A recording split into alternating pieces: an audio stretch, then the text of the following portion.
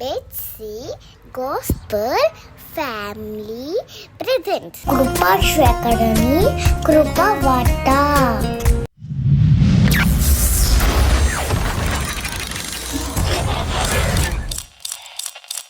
లోకరక్షకుడును మహాగణుడైన యేసుక్రీస్తు వారి యొక్క అత్యున్నత శ్రేష్ఠ గణ పరిశుద్ధ నామములో మీ అందరికీ కూడా హృదయపూర్వక వందనాలు తెలియజేస్తూ ఉన్నాను. ప్రియులారా, ఈ దిన ధ్యానములోనికి వెళదాము. దైవలేఖనములో నుండి మనం చూసినట్లయితే ఫిలిప్పీలకు రాసిన పత్రిక 1వ అధ్యాయము 9వ వచనం మొదలు 11వ వచనం వరకు నేను మీ కొరకు చదువుతూ ఉన్నాను. జాగ్రత్తగా గమనించండి. మీరు శ్రేష్టమైన కార్యములను వివేచింపగలవారగుటకు మీ ప్రేమ తెలివితోనూ సకల విధములైన అనుభవ జ్ఞానముతోనూ కూడినదై అంతకంతకు అభివృద్ధి పొందవలననియు, ఇందువలన దేవునికి మహిమయు స్తోత్రమును కలుగునట్లు మీరు యేసుక్రీస్తు వలనైన నీతి ఫలముతో నిండుకొనిన వారై క్రీస్తు దినమునకు నిష్కపటులను నిర్దోషులను కావలననియు ప్రార్థన చేయుచున్నాను. పౌలు అపోస్తలులు ప్రార్థన చేయుచున్న అంశములను స్పష్టంగా తెలియచేస్తూ ఉన్నారు. ప్రియులారా, ఇక్కడ వారు కేవలము వారి యొక్క ప్రేమను బట్టి మాత్రమే కాకుండా సంఘమును ఎట్టి రీతిలో ఉండాలి అన్న విషయాలను కూడా ఆయన వారి పట్ల కలిగి ఉన్న ఆశ సమస్తమును కూడా వ్యక్తపరుస్తూ వారి మాటల్లో దీన్ని తెలియచేస్తూ ఉన్నవారై ఉన్నారు. ఒక దైవజనుని యొక్క హృదయము ఎట్టి రీతిలో ఉండాలో స్పష్టముగా ఆయన తెలియచేస్తూ ఉన్నాడు. సంఘము ఏ స్థాయిలో ఉండాలి, సంఘము యొక్క అనుభవము ఏ స్థాయిలో కోరుకునేవాడిగా ఆయన ఉన్నాడు అన్న విషయాన్ని ఆయనే స్పష్టముగా తెలియచేస్తూ ఉన్నారు. ఒకసారి మనము గనక ఆలోచించి చూడగలిగితే ప్రియులరా, స్పష్టముగా కొన్ని విషయాలను ఇక్కడ తెలియచేస్తూ ఉన్నారు. కేవలము సంఘపు పురోగతి కొరకు, సంఘ సభ్యుల యొక్క అభ్యుదయము కొరకు, వారి యొక్క ఆర్థికపరమైన దీవెనల కొరకు, భౌతిక ఇహ సంబంధమైన ఆశీర్వాదముల కొరకు మాత్రమే వెంపర్లాడుతూ ప్రార్థనలు చేస్తూ వాటి కొరకే పలు రకములైన కూటములను జరిగించుచూ ఉన్న ప్రియ దైవజనుడా, ఈ మాట నీకు కూడా ప్రోత్సాహకముగా ఉండునుగాక అని పలుకుతూ ఉన్నాను. దేవుని యొక్క సముఖములో పౌలు అపోస్తలుడు సంఘమును ఎలా ఉండాలో కోరుకుంటూ ఉన్నాడు. ఇది చాలా ఉన్నతమైన విషయం. ఒకవేళ సంఘపు సేవకుడు నీ ఆశీర్వాదము దీవెన కొరకు మాత్రమే ప్రార్థన చేయాలని నువ్వు ఆశతో ఉన్నట్లయితే, ప్రియ సహోదరి సహోదరుడా, ఈరోజు నువ్వు కనీసం ఈ మాటలతోనైనా కనువిప్పు చెందు. ఎందుకు అనంటే, ఆత్మానుసారముగా నువ్వు బలపరచబడగలిగితే, ఆత్మానుసారముగా నీవు బలమును పొందుకున్న వానివి అయి ఉండగలిగితే, ఆత్మానుసారముగా వృద్ధి చెందిన వానివి అయి ఉండగలిగితే, ఆటోమేటిక్గా నీ శ్రద్ధ దేని మీద ఉండాలో, ఏది నీకు శాశ్వతమైనదో, ఏది నీకు ప్రార్థనలో పెనుగులాడి సాధించుకోవలసిన విషయం ఉందో నీకే తేట తెల్లవుతుంది. గనక ఆలోచించు.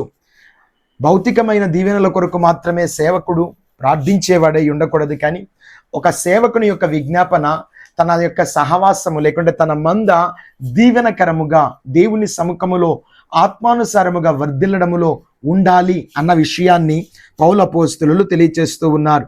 ప్రాముఖ్యంగా మనం చూస్తూ ఉన్నట్లయితే ఆయన ఇక్కడ స్పష్టంగా ఒక విషయాన్ని తెలియచేస్తూ ఉన్నారు.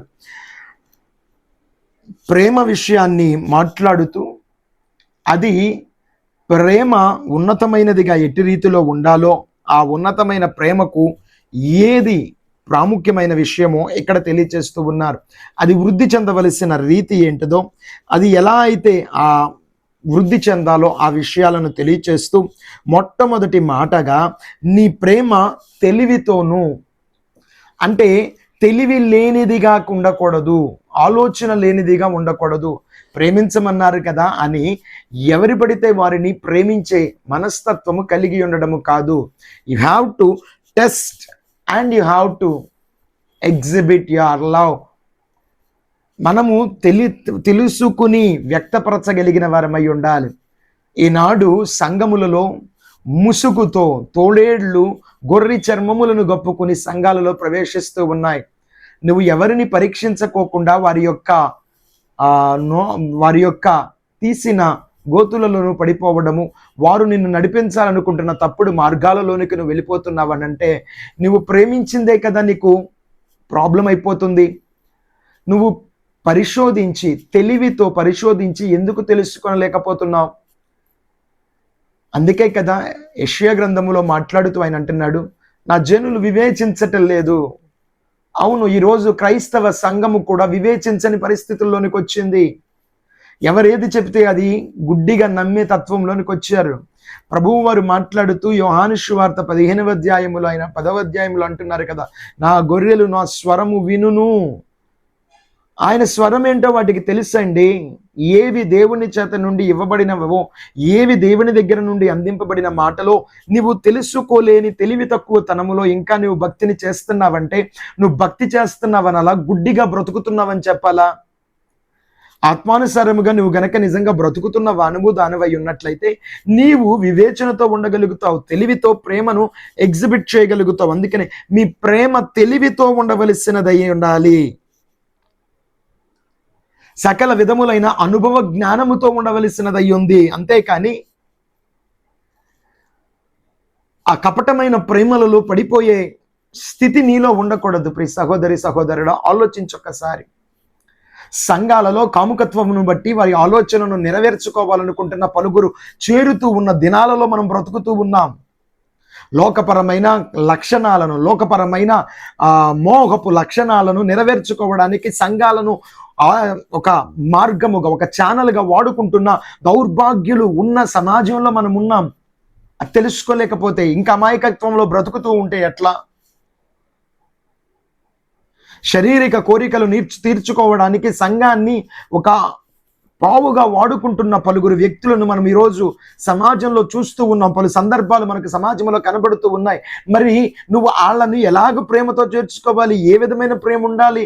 ఈ అనుభవాలను, ఈ జ్ఞానమును, ఈ తెలివిని నువ్వు వాడుకుని వాటిని చూచి వాటిని బట్టి కదా నువ్వు ప్రవర్తించాలి. ఇతరుల యొక్క తప్పిదములు, ఇతరుల జీవితాలలో జరిగిన వాటిల్లో నుంచి పాఠాలు నేర్చుకున్నవాడు తన బ్రతుకులో నష్టపోకోకుండా, నష్టము చూడకోకుండా గొప్ప ఉపద్రవములను తప్పించుకోగలిగిన వాడై ఉంటాడు. ఆలోచించండి ప్రియ సంగమా, మనలో ఎలాంటి స్థితులను మనం కలిగి ఉన్నాం. Love without truth is an weak one. సత్యము లేని ప్రేమ అది చాలా అల్పమైనది. అదే ప్రేమ లేని సత్యము హార్ష్గా ఉంటుందండి, కటువుగా ఉంటుంది. కాబట్టి ప్రేమతో సత్యముతో కూడిన ప్రేమను రెండింటినీ కూడా మేళయింపు సమన్వయముగా మనము కలిగిన వారిగా మన బ్రతుకుల్లో ఉండగలిగితే మనము పాపములో చిక్కుబడిపోము, మనము పాపములోనికి వెళ్ళము, మనము లోకము చేత జయింపబడము. కానీ లోకమును జయించిన వారిగా భక్తి జీవితాన్ని అనుసరించగలిగిన వారమై ఉంటాము అన్న విషయాన్ని గ్రహించవలసిన వారమై ఉన్నాం. ఒకసారి ఆలోచించు. ఈరోజు లోకము నిన్ను జయిస్తూ ఉందా? లోకమును నువ్వు జయించగలుగుతూ ఉన్నావా? లోకమును నువ్వు జయించాలి అని అంటే నీలో అనుభవముతో కూడిన, తెలివితో కూడినదై ఉండాలి నీ ప్రేమ. As you should test each and everything. ప్రతిదానిని నువ్వు పరీక్షించి పరిశోధించి తర్వాత వ్యక్తపరచవలసిన వాడవు దానివై ఉన్నావు. ఈ విషయాన్ని గ్రహించవలసిందిగా దేవుని పేరట నీకు మనవి చేస్తూ ఉన్నాను. ప్రత్యేకంగా తెలియచేస్తూ ఉన్నాడు కదా, సకల విధములైన అనుభవ జ్ఞానముతో కూడినదై. ఎందుకు? వివేచించుటకు. You should differentiate that. దాని గురించి వ్యత్యాసము తెలుసుకోగలగాలండి. ఇంకా తెలియకపోతే ఎలా? ఏది మేలైనది, ఏది మేలు కానిది అన్న విషయాన్ని మనం తెలుసుకోవాలి. అది తెలుసుకునే స్థితిలో ఇంకా మనం బ్రతుకుతూ ఉంటే చాలా బాధాకరమైన విషయం అది. అందుకే మాట్లాడుతున్నాడు, వివేచింపగలిగిన వారమగుటకు. ప్రేమను తెలివితో ఎగ్జిబిట్ చేయడమే కాదు, you should know the difference. We should able to differentiate that. రెండింటిని కూడా వేరుపరచడానికి, లేకుంటే వ్యత్యాసం ఏంటో తెలుసుకోగలగడానికి మనం సిద్ధపడిన వారమై ఉండాలి. అట్లాంటి అలవాటు మనము కలిగిన వారమై ఉండాలి. ఒకసారి ఆలోచించండి, మన భక్తి జీవితంలో మేలైనది ఉంది, శ్రేష్టమైనది ఉంది. ఉదాహరణ మీ ముందు పెడతాను, ఒకసారి జాగ్రత్తగా చూడండి. మార్తా మరియల యొక్క జీవితములో నుండే మనం కొన్ని పాఠాలు నేర్చుకోవచ్చు. లూకా శుభవార్త 10వ అధ్యాయంలోనికి వెళ్ళి మనం చూసినప్పుడు మార్తా మరియలే మనకు ఒక గొప్ప పాఠాన్ని నేర్పిస్తూ ఉన్నారు. మార్త గారు చేయుచున్న పరిచర్య ప్రాముఖ్యమైందే, మరియ అవలంబించుచున్న పద్ధతి ప్రాముఖ్యమైందే.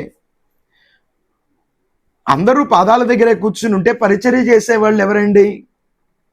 వారు కూడా పరిచర్య చేయాలి కదా. ఈరోజు అందరూ పల్లకి ఎక్కి కూర్చోవాలని ఆశపడుతున్నారు. పల్లకి ఎక్కి కూర్చుంటే పల్లకి ముందుకు సాగాలంటే మోసేవారు ఉండాలి కదా. మోయడానికి మనకి సముఖత ఇష్టం ఉండదు, కూర్చోవడానికి ఇష్టం ఉంటుంది. మనం అంటాము మరియమ్మ పాదాల దగ్గర కూర్చుంది కాబట్టి ఆమె ఎంచుకున్నదే మంచిది. ప్రభువారు చెప్పారు ఆమె మంచి పని చేసింది అని. అయితే పని కూడా ప్రాముఖ్యమైందే కదా. ఈ డిఫరెన్సియేషన్స్ ఎప్పుడు తెలుస్తాయి మనకి? పని ప్రాముఖ్యమే, కానీ దానికంటే శ్రేష్టమైంది ఇది. లోకంలో సామెత ఉంటుంది కదా, గుడ్డి కంటే మెల్లనయం కదా అన్నట్లు, ఏ పని చేయకోకుండా, మందిరంలో చేరుకోకుండా, పని లేకుండా, అసలు ప్రార్థన అంటే ఏంటో పట్టకోకుండా తిరుగుతున్న దానికంటే దేవుని పనిలో వాడబడ్డం మంచిది కదా. వాడబడడం కంటే, వాడేపడే పని చేయడం కంటే ఆయన పాదాల దగ్గర కూర్చునే మాటలు అంటే మరీ శ్రేష్టమైంది కదా. ఇది శ్రేష్టమైంది ఎందుకు అనంటే ఆయన వారి దగ్గర నుండి దూరం అయ్యే రోజులు దగ్గర ఉన్నాయి కాబట్టి ఈ మాటలు మరలా దొరకవు. కాబట్టి దొరికినప్పుడు ఆ మాటలను అందిపుచ్చుకోవాలి అన్న ఆలోచన తెలియాలి. ఆయన రాకముందు పనిని పూర్తి చేసుకోవాలని తెలియాలి. అయితే ఆమె చేస్తుంది మంచి పనే, కానీ దానికంటే మంచిది ఏంటిది అని తెలుసుకోగలిగిన వ్యత్యాసం మనకు తెలియాలి. చాలా మంది ఆ మార్త గారు పనిచేయడం ప్రాముఖ్యతే, నేను మొదటగా అన్న మాట ప్రాముఖ్యతే, మేము అదే చేస్తాం. నేను అంటున్నాను అది ప్రాముఖ్యమే, కానీ దానికంటే శ్రేష్టమైనది ఇంకోటి ఉంది. శ్రేష్టమైనది మన కళ్ళ ముందు కనపడుతున్నప్పుడు సరిపోయే దాంతో ఎందుకు సరిపెట్టుకోవాలండి? ఆలోచించండి ఒక్కసారి. నీ కళ్ళ ముందు మరి నీకు ఫస్ట్ ర్యాంక్ కావాలా, 5th ర్యాంక్ కావాలని అడిగితే ఫస్టే కోరుకుంటాం కానీ 5th కోరుకోం కదండి. ఇది శ్రేష్టమైందని మనకు తెలుసు, ఏది మంచిదో మనకు తెలుసు. మనకు తెలిసినప్పుడు ఆబ్వియస్లీ బెస్ట్ సెలెక్ట్ చేసుకుంటాం, అంతేగాని ఇట్స్ గుడ్ ఇనఫ్ అడ్జస్ట్ అయిపోతానని అనము కదా. We want the best. అలాగే మనం కూడా we should able to differentiate what is good and what is best in our lives. తెలుసుకోలేని పరిస్థితులు మనకుంటే గనక అది ఇంకా మన అవివేకత అని మనము ఆలోచించుకోవలసిన వారమై ఉన్నాము. గ్రహించవలసిందిగా ప్రభు పేరిట మనవి చేస్తూ ఉన్నాను.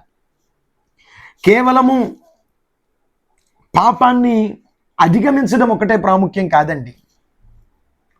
చాలామంది ఆ పాపాన్ని జయించేస్తున్నాను కదా. పాపము జయించడం మంచిదే, కానీ పాపమును జయించిన నీవు మహిమను సొంతం చేసుకోవడం కూడా ప్రాముఖ్యత. పాపానికి దూరంగా ఉంటున్న నీవు మహిమ ప్రత్యక్షతను చూడడం కూడా ప్రాముఖ్యత. ఈ విషయాన్ని మర్చిపోతే ఎలా కుదురుతుంది? పాపానికి దూరంగా ఉంటే సరిపోదు కదండి.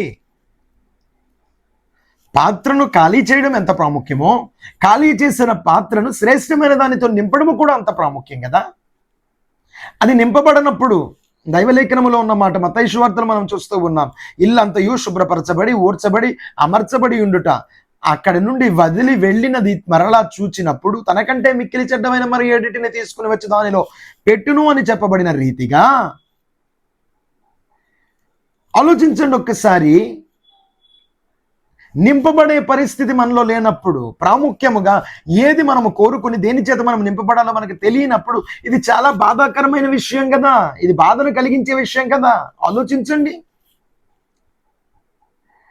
పాపమును అధిగమించడము మాత్రమే కాదు, అధిగమించిన నీవు అధిక మహిమను నీ జీవితంలో సంతరించుకోవడం చాలా ప్రాముఖ్యమైన విషయం. దాని కొరకు మనము కష్టపడి వారమై ఉందుముగాక. అదే మాటను కింద వచనాల్లో మనం చూసినట్లయితే ప్రభువు వారు తెలియచేస్తూ ఉన్నారు. మీరు యేసుక్రీస్తు ప్రభువు వారి గురించిన మాట పౌలు అపోస్తలులు తెలియజేస్తూ ఉన్నారు. యేసుక్రీస్తు వలనైనా నీతి ఫలముతో నిండుకొనిన వారై క్రీస్తు దినమునకు నిష్కపటులను నిర్దోషులను కావలెనని. బ్లేమ్లెస్నెస్ కావాలి అండి మనలో. ఇటువంటి స్వభావం మనలో ఉండాలి. ఈ విషయాలని స్పష్టంగా అక్కడ 3 మాటలు తెలియజేస్తున్నాడు. క్రీస్తు దినము, ఆ దినమునకు మనము నిష్కపటులము, నిర్దోషులము. ఈ 2 స్వభావాలు మనలో ఉండవలసినవై ఉన్నాయి. ఎప్పటికీ ప్రభువు రాక దినము వచ్చేటప్పటికీ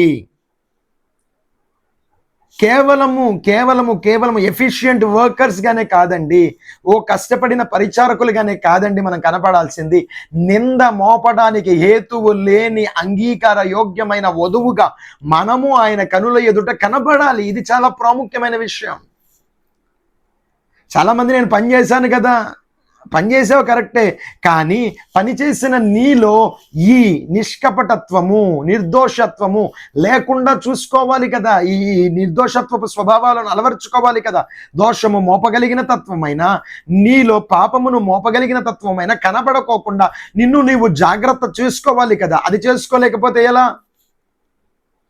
నేను పరిచర్యలో ఉన్నాను, కానీ ఇదిగో ఈ నింద నా మీద మోపగలగడానికి ఒక అవకాశం కల్పించబడింది. చాలా బాధాకరమైన విషయం ఇది. నిందలతో పొడలతో కూడిన గెలుపు దేనికోసం అండి? దేవుని ఎన్నికలో లేని గెలుపు దేనికోసం? దేవుడు గెలుపుగా ఎంచని గెలుపు దేనికోసం? అందుకనే ఒక భక్తుడు ఇలాగ మాట్లాడుతూ అంటూ ఉన్నాడు, నా జీవితంలో నేను గెలిచిన వాటిని బట్టి సంతోషపడలేదు, కానీ నేను గెలిచినవి నా దేవుని యొక్క పరిగణలోనికి రావేమో అని నేను భయపడుతూ ఉన్నాను. కొన్నిసార్లు మన జీవితాల్లో చాలా విషయాల్లో మనం గెలుస్తూ ఉంటాం. ఇతరుల మీద గెలుస్తాం, వాదనల్లో గెలుస్తాం, ఇతరుల మీద మనము ఎత్తిన యుద్ధాలలో గెలుస్తాం, చేసిన దాడుల్లో గెలుస్తాం. వారి మీద నువ్వు గెలిచుండొచ్చు, కానీ నీ దేవుని లెక్కలో అసలు ఇది పరిగణింపబడుతుందా? నీ దేవుని లెక్కలోనికి ఇది చేర్చబడుతుందా? ఆలోచించు ఒక్కసారి. నువ్వు గెలిచిన గెలుపులన్నీ నీ దేవుని లెక్కలోకి వెళ్ళాయి కాదు కదా. ఆయన చెప్పిన క్రమ ప్రకారమైన పోరాటము నువ్వు చేసినప్పుడు, నియమ ప్రకారముగా నువ్వు పోరాడినప్పుడు, ఆ పోరాటములో నువ్వు పొందిన జయము లెక్కలోనికి వెళ్తుంది. నియమము తప్పి పోరాడిన పోరాటము దేనికండి? నియమానుసారముగా లేని పోరాటము వలన ప్రయోజనం ఏంటి? నియమం ఏంటి? నువ్వు పోరాడే పోరాటములో నీ ఆత్మీయ జీవితంలో నిర్దోషిగా నువ్వు ఉండాలి, నిష్కపటుడుగా నువ్వు ఉండాలి. ఈ 2 స్వభావాలు లేకోకుండా నువ్వు ఎన్ని యుద్ధాలు జరిగిస్తే, ఎన్ని విజయాలను చూస్తే, ఎంత జయమును సొంతం చేసుకుంటే ఏం ప్రయోజనం నీ వలన? ఎవరు సంతోషిస్తారు దీనివలన? నువ్వు సంతోషించాలి, నువ్వు ఆనందపడాలి తప్ప నీ వలన ఎవరికి దీంట్లో సంతోషం లేదు అన్న విషయాన్ని గ్రహించు. ఇప్పటికైనా నిన్ను నువ్వు మార్పు చేసుకో. దేవుని సన్నిధిలో సంతోషము పొందాలి అని అంటే దేవుని నియమ ప్రకారముగా నువ్వు పోరాడాలి. అది ఎప్పటి వరకు పోరాడాలో తెలుసా? ఆ ప్రభువు దినము వచ్చేంత వరకు ఈ స్వభావాలు నీలో నిలచి ఉండడానికి నువ్వు ప్రయాసపడు, నువ్వు కష్టపడు, నువ్వు దాని కొరకు ఆ పరుగులు తీ, తప్పులేదు. అంతేకాని అది విడిచిపెట్టేసి, క్రమమును విడిచిపెట్టేసి నీ ఇష్టం వచ్చినట్టు నువ్వు బ్రతికితే ఎలా కుదురుతుందండి? ఆలోచించండి ఒకసారి. నేను పోరాడుతున్నాను. ఎలా పోరాడుతున్నావు? నియమం లేని పోరాటం పోరాడుతున్నావు, గాడి తప్పిన పోరాటం పోరాడుతున్నావు, సరిహద్దులు మీరిన పోరాటం పోరాడుతున్నావు. ప్రయోజనం లేదు. ఆలోచించండి ఈ విషయాన్ని ఒకసారి. అందుకని అక్కడ మాట్లాడుతూ ఉన్నాడు, క్రీస్తు దినమునకు నిష్కపటులను నిర్దోషులను కావాలననియు ప్రార్థించుచున్నాను. నేను ప్రార్థిస్తున్నాను. దేనికోసమో తెలుసా? ఆ దినము వరకు మీ పోరాటములో మీరు నిష్కపటులుగా, నిర్దోషులుగా కనపడాలండి, కనపడాలి. దైవజనుడా, నీ సంఘము కొరకు ఈ ప్రార్థన ఉందా నీలో ఈరోజు? నీ సంఘం దేవుని ఎదుట మహిమ కలిగినదిగా కనబడాలని కోరుకుంటున్నావు. దేవుని ఎదుట పనిలో ప్రాకులాడినది గాను పోరాడినది గాను కనబడాలని కోరుకుంటున్నావు. కానీ ఆ పని, ఆ పోరాటము, ఆ ప్రతిదీ కూడా నిష్కపటముతో నిర్దోషత్వముతో కూడినదై ఉండాలి అని నీవు ఎప్పుడైనా ప్రార్థన చేస్తున్నావా? ప్రార్థన చేస్తూ ఉన్నట్లయితే దేవుడు నిన్ను బట్టి సంతోషిస్తున్నాడు. నీ సంఘము దాన్ని బట్టి వర్ధిల్లగలుగుతుంది. గుర్తుపెట్టుకో. అండ్ సహోదరి సహోదరుడా, నువ్వు ఎలా పోరాడుతున్నావో నువ్వు ఒక్కసారి నీ జీవితాన్ని నువ్వు పరిశీలించుకొని చూడు. నిజముగా నిర్దోషముగా నీవు ఉండగలుగుతున్నావా? నిష్కపటుడిగా నువ్వు ఉండగలుగుతున్నావా? లేదంటే వాటన్నిటిని మోపు చేసుకుని జీవితంలో భారభరితమైన బ్రతుకుతో పోరాటం చేసి గెలుస్తున్నాను అనుకుని నిన్ను నీవు మోసగించుకుని బ్రతుకుతూ ఉన్నవా? ఇది దేవుడు పరిగణించేది కాదు, దేవుడు లెక్క పెట్టేది కాదు, దేవుని లెక్కలోనికి చేరేది కాదు అన్న విషయాన్ని గ్రహించవలసినవనివై ఉన్నావు. ఇంకో మాటను చూస్తే అక్కడ అంటాడు కదా, యేసుక్రీస్తు వలనైన నీతి ఫలముతో నిండుకొనిన వారై.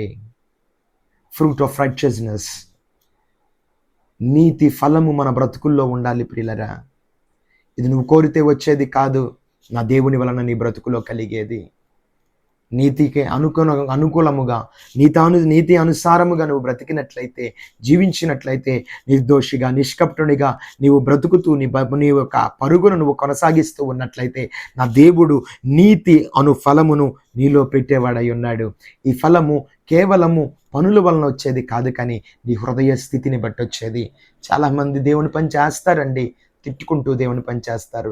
చాలామంది దేవుడి పని చేస్తారండి, తప్పదు కాబట్టి దేవుని పని చేస్తారు. చాలామంది దేవుడి పని చేస్తారండి, ఎవరో ఏదో అనుకుంటారు కాబట్టి దేవుని పని చేస్తారు. వీటి వలన కాదండి, నా దేవుడు చేసే పనిని కాదండి, చేయాలనుకున్న హృదయాన్ని చూస్తూ ఉన్నవాడు ఆయన. హృదయాన్ని చూసి దానిని పరిగణలోనికి తీసుకునే దేవుడు ఆయన. మనుషులైతే పై కార్యాలను చూస్తారేమో, నా దేవుడు పై కార్యాలను కాదండి, హృదయాంతరంగాలను చూసేవాడై ఉన్నాడు. అందుకనే ఫ్రూట్ ఆఫ్ రైచియస్నెస్, నీతి ఫలమును మనలో చూడాలని దేవుడు ఆశపడుతున్నాడు. హృదయములోనే కలిగి ఉన్న ఈ ఫలము నీ క్రియలలో కూడా కనిపించాలి. హృదయపు స్థితి ఒకటి, నువ్వు చేస్తున్న పని స్థితి ఒకటి, ఎన్నడూ కూడా కనబరచుకో. నా దేవుడు దాన్ని పరిగణలోకి తీసుకోకపోగా నిన్ను నోటి నుండి ఉమ్మి వేస్తాడు. నీ హృదయ స్థితిని బట్టి, అబద్ధిక పరిస్థితిని బట్టి నిన్ను ఉమ్మి వేస్తాడు. గుర్తుపెట్టుకో. చేసే పని దేవుని మెప్పు కోసమే కాదు, దేవుని పరిగణలో ఉండాలి అని నువ్వు కష్టపడవలసిన వాడవు దానివై ఉన్నావు అన్న విషయాన్ని గ్రహించు. అందుకనే ఈ విషయాలతో పాటు ఆయన అంటున్నాడు, చూడండి ఒక్కసారి, ఇందువలన దేవునికి మహిమయు స్తోత్రము కలుగునట్లు. ఎందుకు? నీవు శ్రేష్టమైన కార్యములను గూర్చిన వివేచన కలిగి ఉన్నప్పుడు, నీ ప్రేమ జ్ఞానముతో నిండి ఉన్నప్పుడు, అంతకంతకు అభివృద్ధి చెందుతున్న వివేచన నీలో ఉన్నప్పుడు, క్రీస్తు దినము వరకు నిష్కపటుడిగా నిర్దోషిగా నీవు ఉంటూ ఉన్నందుకు, నీతి ఫలముతో నిండుకున్న వానివై ఉన్నందుకు దేవునికి మహిమయు స్తోత్రము కలుగుతుంది అని పౌలు అపోస్తలులు తెలియచేస్తున్నారు. ప్రియులరా, నీ పోరాటం బట్టి దేవుడు లోకములో మహిమపరచబడాలి. నీ ఆత్మీయ జీవితాన్ని బట్టి దేవుడు లోకములో మహిమపరచబడాలి. మిమ్మును బట్టి ఏ కదా నా నామము దూషింపబడుతున్నది అని భక్తుడు తెలియచేస్తూ ఉన్నాడు కదా. మన క్రియలు, మన ప్రవర్తనలను బట్టే దేవుని నామము దూషింపబడుతూ ఉంది లోకములో. కానీ దేవుని నామము దూషింపబడుకోకుండా అనేక మంది చేత సన్మానింపబడాలి అని అంటే దానికి తగినట్టుగా మనము బ్రతకాలి, దానికి తగినట్టుగా మన జీవితం ఉండాలి. ఒక్కసారి నువ్వు ఆలోచించు. నువ్వు అట్లా బ్రతుకుతున్నావా? నువ్వు అలా తగినట్లు ఉంటున్నావా? వివేచింపగలిగిన పరిస్థితుల్లో నువ్వు ఉన్నావా? నీ ప్రేమ జ్ఞానముతో కూడినదై ఉండగలుగుతూ ఉందా? నిర్దోషివి నిష్కపటునిగా అయి ఉంటున్నావా? నీతి ఫలము నీలో ఉంటూ ఉందా? ఒక్కసారి ఆలోచించు. సమయము సంక్షిప్తముగా ఉంది కనుక ఈ మాటలు సంక్షిప్తంగా మీ ముందు పెడుతున్నాను. కానీ ఒక్కొక్క మాటను ధ్యానం చేస్తే చాలా విషయాలు ఉన్నాయి ప్రియులారా. దీంట్లో దేవుని పరిగణలో ఉన్న పోరాటం మనం చేస్తున్నామా? దేవుని లెక్కలోనికి వెళ్ళగలిగిన పోరాటం మనం చేస్తున్నామా? దేవుని లెక్కలోనికి చేర్చలేని పోరాటంలో మనం ఉన్నామా? ఆలోచించండి. ప్రయోజనము లేని పోరాటం వద్దు. దేవుడు ప్రయోజనకరముగా ఎన్నిక చేయగలిగిన పోరాటముతో బ్రతుకుదాం. మన పోరాటాన్ని మన దేవుడు ఎన్నిక చేసి దీవించి హెచ్చించి మనల్ని గణపరచును గాక. అటు ఉన్నతమైన కృప మీ అందరూ పొందుకోవాలని ప్రార్థన చేస్తూ ఉన్నాను. కళ్ళు ఉంచినట్లయితే ప్రార్థనలో ఏకీభవించండి. ఈ క్లుప్త మాటలు దేవుడు దీవించును గాక. కృపా సమృద్ధి కలిగిన యేసయ్యా, నీకు వందనాలు స్తుతులు చెల్లిస్తున్నాను. ఈ దినం నీ మాటలను బట్టి నీ సన్నిధిలో ప్రార్థిస్తూ అడుగుతూ వేడుకుంటూ ఉన్నాము తండ్రి. నిజమే, మా బ్రతుకులలో మేము అయా అనుభవ జ్ఞానము లేని వారిగా బ్రతుకుతూ ఉన్నాం. వివేచన జ్ఞానము లేని వారిగా బ్రతుకుతున్నాం. ఏది మేలో ఏది కీడో కూడా వివేచించుకోకుండా వాటిల్లో బ్రతుకుతున్న వారిమై ఉన్నామయ్యా.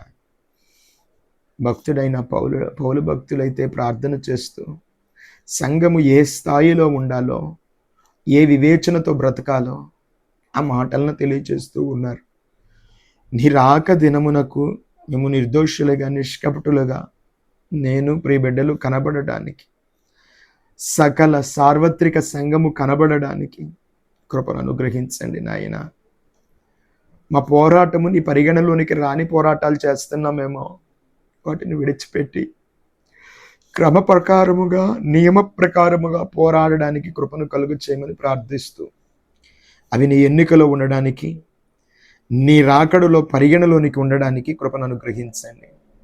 మా క్రియల వలన, మా బ్రతుకుల వలన మీకు స్తోత్రము మహిమయు కలుగుటకు మేము జీవించినట్లుగా కృప దయచేయండి. బిడ్డల యొక్క ఆత్మీయ జీవితము ఆ వైపుగా అడుగులు వేయుటకు కృపను అనుగ్రహించమని కోరుకుంటూ, ఘనుడును శ్రేష్ఠుడును ఉన్నతుడు అగు యేసు నామములో ఈ ప్రార్థన విన్నపములను పెట్టి అడిగి వేడుకుంటూ ఉన్నాము తండ్రి. ఆమేన్. ఈ దినము పుట్టినరోజులు, వివాహ వార్షికోత్సవాలు జరుపుకుంటున్న మీ అందరికీ కూడా ప్రభు పేరిట శుభాలు తెలియజేస్తూ ఉన్నాను. ఇంకా ఎవరైనా ఛానల్ సబ్స్క్రైబ్ చేయని యెడల సబ్స్క్రైబ్ చేయండి. మీ స్నేహితులతో, బంధువులతో, శ్రేయోభిలాషులతో, ఇంకనూ దేవుని వాక్కును కూర్చిన ఆసక్తి కలిగిన వారితో దీన్ని పంచుకోనండి. దేవుని అందరినీ దీవించు.